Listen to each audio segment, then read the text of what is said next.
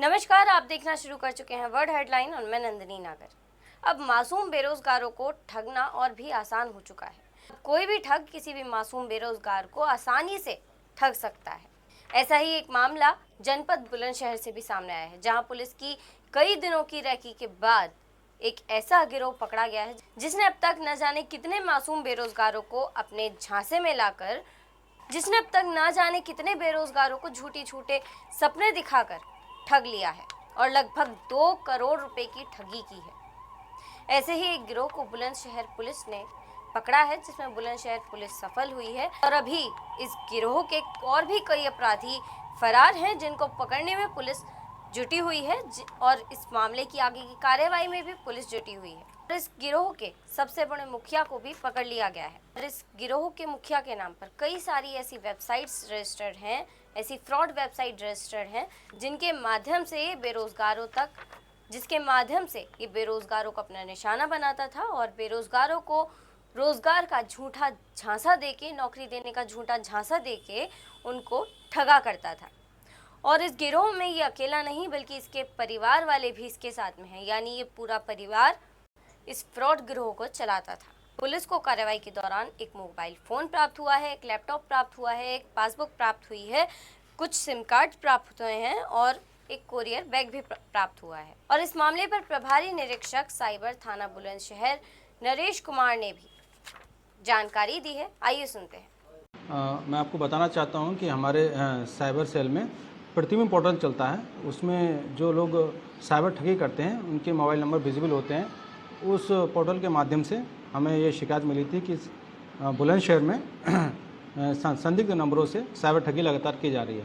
हमने उन नंबरों को ट्रैक किया और ट्रैक के आधार पर हमने संबंधित मुर्तजा सोलंकी जो आरोपी है उसको गिरफ्तार किया और इसमें इनके खिलाफ लगभग 10 से 11 शिकायतें थीं। उसमें शिकायतकर्ता ने मुर्तजा सोलंकी के खिलाफ सुसंगत धाराओं में साइबर फ्रॉड की धाराओं को सम्मिलित करते हुए मुकदमा हम लोगों ने पंजीकृत किया और इनकी गिरफ्तारी की। इनके पास से क्या कुछ बरामद हुआ? इनके पास से हमें जो कूट रचित इनकी कंपनी के जो पंपलेट थे वो बरामद हुए हैं, एक लैपटॉप बरामद हुआ है, फर्जी सिम बरामद हुए हैं और एक चेकबुक इंडियन बैंक की वो बरामद हुई है। और इसके अलावा जो हमने इनसे पूछताछ की है उससे बहुत सारी जानकारी इकट्ठी हुई हैं। अब तक की जानकारी से निकल के आया ये लगभग 1 करोड़ 29 लाख की साइबर फ्रॉड विभिन्न व्यक्तियों के साथ कर चुके हैं, जो कि विभिन्न राज्यों में बिहार, झारखंड, उत्तराखंड, कुछ उत्तर प्रदेश के भी विक्टिम हैं, उनसे ठगी इन्होंने की है।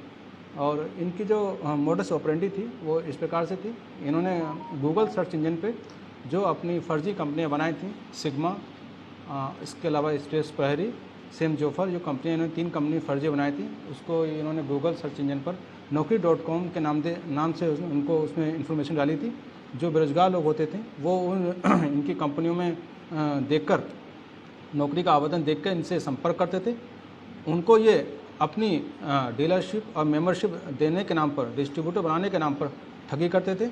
इनसे जो इंटरोगेशन की गई है और जो विक्टिम से हमारी पूछताछ हुई है उनसे पता चला है कि क्षेत्रीय लेवल पर ये 75,000 रुपये सिक्योरिटी मनी जमा कराते थे डीलरशिप देने के नाम पर। जिला लेवल पर ये 5 लाख की और मंडल लेवल पर ये 10 लाख की और स्टेट लेवल पर 50 लाख की ये मेंबरशिप इन्होंने बनाई हुई थी।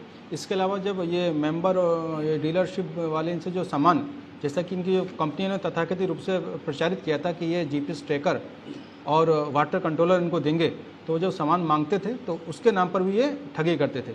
जैसे कि आज जो हमने गिरफ्तारी की है, इसके लिए हमने जो मुकदमा इनका दर्ज किया है 18/25, इसमें पीयूष बंसल जो इनके विक्टिम हैं, इनको ने जीपीएस ट्रैकर बेचने के नाम पे इन्होंने 20 लाख की साइबर फ्रॉड किया है।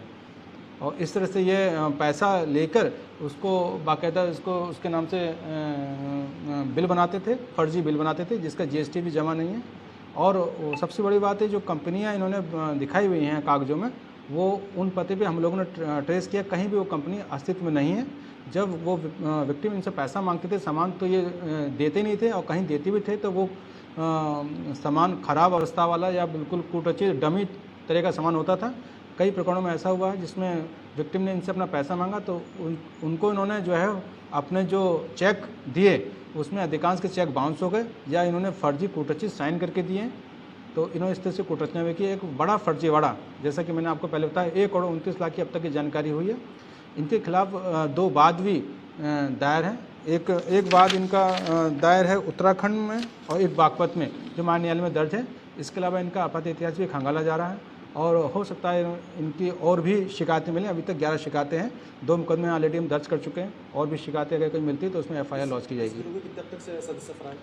इसके अब तक जो ये मेन अभियुक्त तो ये हैं। इसके अलावा इनकी दोनों पत्नियां जो इनकी फर्जी कंपनी में डायरेक्टर थी, जिनका नाम जीनत और मुमताज़ है।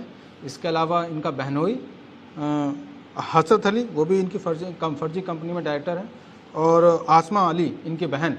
इस प्रकार से ये 5 अभियुक्त अब तक हमारी जानकारी में है, जिसमें एक गिरफ्तारी हो गई है और 4 अभी फरार हैं। उनको भी शीघ्र गिरफ्तार कर आवश्यक कार्रवाई की जाएगी। देखते रहिए वर्ल्ड हेडलाइन। वीडियो को ज़्यादा से ज़्यादा शेयर करिए, चैनल को सब्सक्राइब करिए, अपने विचार सुझाव हमें कमेंट करिए। मैं नंदिनी नागर, आप देख रहे थे वर्ल्ड हेडलाइन। नमस्कार।